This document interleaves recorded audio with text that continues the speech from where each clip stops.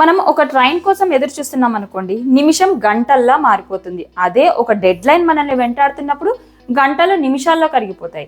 నిజానికి సమయం ఎప్పుడూ ఒకేలా నడుస్తుంది, కానీ మన మనసు దాని వేగాన్ని మారుస్తుంది.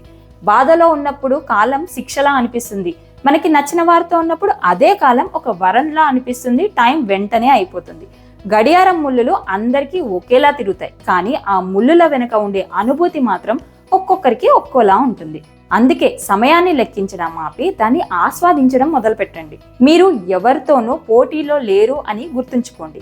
జీవితం అనేది నిర్ణీత సమయంలో పూర్తి చేయాల్సిన పరీక్ష కాదు, అది ఒక అపురూపమైన ప్రయాణం. తోటలోని ప్రతి పువ్వు ఒకేసారి వికసించదు. సూర్యుడు వచ్చే వేళ వేరు, చంద్రుడు వచ్చే వేళ వేరు. దేని అందం దానిదే, దేని సమయం దానిదే. అవసరమైన ఒత్తిడితో మీ ప్రస్తుత క్షణాన్ని విషాదంలో ముంచకండి.